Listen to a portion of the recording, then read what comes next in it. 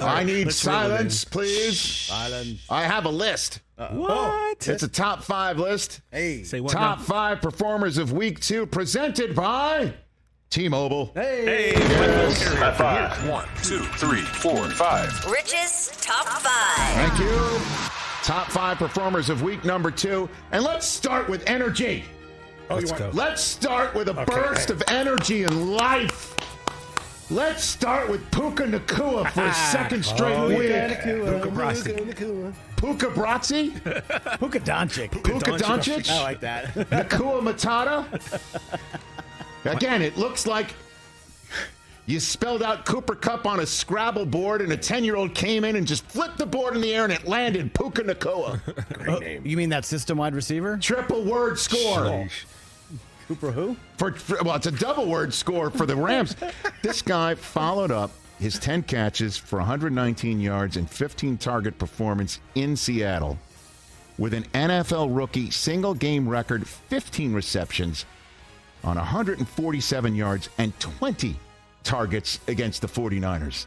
The 49ers!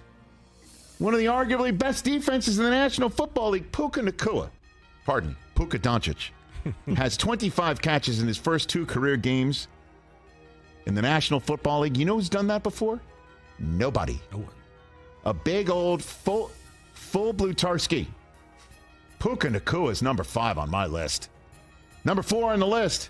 Everybody's focused on Tyreek Hill. Everybody's talking about Tua. Everybody's looking at Jalen Waddle. Everybody's talking about the Miami Dolphins passing game. And here comes Raheem Mostert downhill to beat the New England Patriots. Radio Raheem. An 18 rush, 121 yard, 2 touchdown performance, including a 43-yard run that sent Chris Brockman to bed.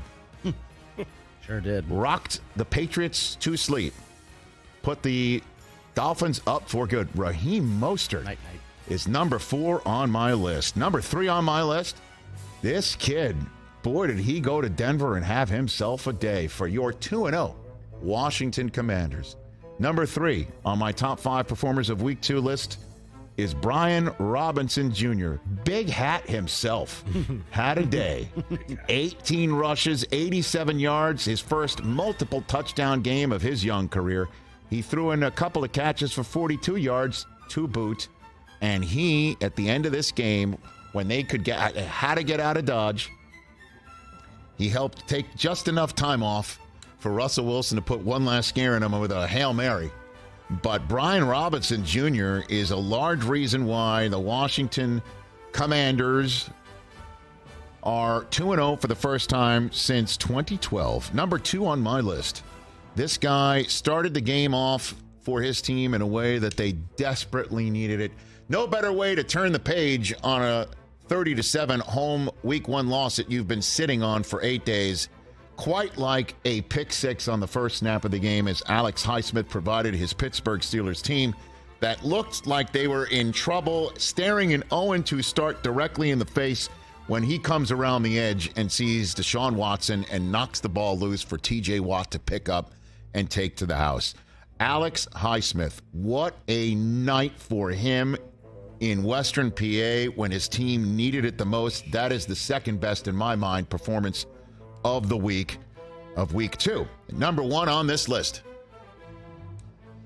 Boy, when you need a comeback after you absolutely spit the bit in game 1 at home in a shocking loss. Absolutely, I would think, one of the most shocking week 1 home losses we've seen this year.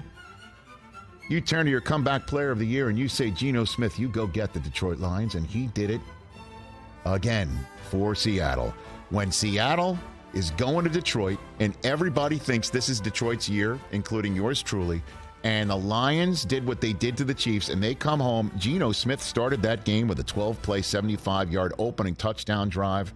He hit 9 different receivers, including Tyler Lockett, who he hit for the go-ahead touchdown in the fourth quarter, and the walk-off game-winning touchdown in overtime. 32 of 41, 328 yards, 2 touchdowns, no picks. Exactly what the Seahawks needed. Just when you thought it would be an outlier last year, Geno Smith showed up in Detroit and did what he did. He is my top performer of week 2. here on this Rich Eisen Show we edition. need one Okay, more. I'll give you one more. All right, we'll get one more. Thanks for didn't. Mike, I thought you were focused on something else. You weren't going to hit that drop. Come on. Okay. Come on. All right. With all due respect to DeAndre Swift, right? Big running day. Big running day. Last Thursday. I'm going to go with the most recent one that we saw.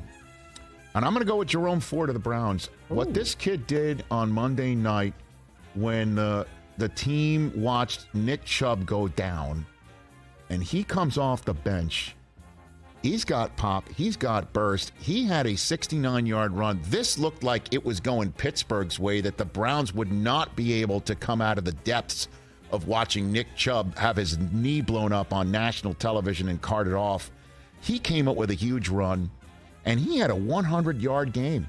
16 carries, 106 yards. He also had a touchdown receiving on a 25-yard night off of 3 catches. And this is the kid that they're going to rely on, I would imagine, for this week.